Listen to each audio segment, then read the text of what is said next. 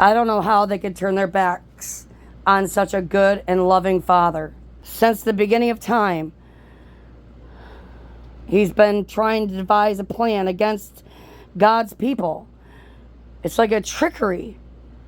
It's like He's trying to make Himself look good, feeding on our own fleshly desires and saying, no, God is the one who doesn't want you to be, have everything. God is the one that doesn't want you this and that.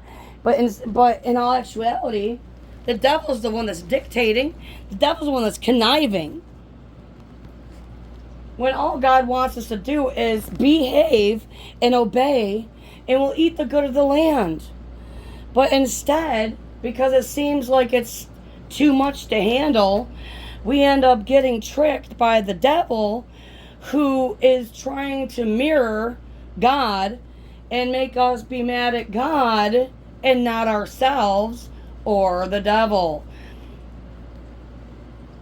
I mean, that's his trickery from the very beginning, trying to lead us astray. And then when Jesus was in the wilderness fasting and stuff before His ministry, He was trying to lead him astray, to make the stone become bread, knowing that the man was hungry. Are you kidding me right now? All God wants is for us to love Him and for us to fellowship with Him and obey His commandments. And it's not that hard. It really isn't. How can we turn our backs against such a loving but mighty God? How could we be so selfish? It would be a lot easier for us if we would just obey Him and humble ourselves. Then we'll be taken care of by a God who owns all things, knows all things. But instead, we're lied to and deceived if we're not careful, and try to walk our own way and try to be filled with ungodliness and being tricked into thinking that is godliness when it's really not. All these bad things we walk around. I mean, in this horror, you see it happening right now today. People plundering and stealing and robbing and all this trickery happening. God is not pleased with that because it was the wrong way. It was the wrong way all of this makes a whole lot of sense.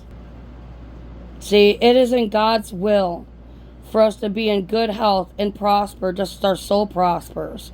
He doesn't want to destroy us. He doesn't want to do all this. He just is annoyed at the fact that He's created us to fellowship with Him and to love Him and to be true and honest with Him and to walk with Him. But yet we push ourselves away from God and wonder where He went when we're the ones that fell.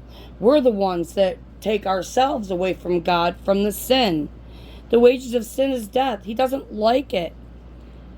And so the devil's angry because he wants to be big and bad. He wants to be the boss. He wants this. And he thinks he's better. He thinks he's holier than thou. You know what I mean? So he's all over, himself. And he wants to drag other people down with him. Come on, guys. We can't do that. We got to go back to the core of our love.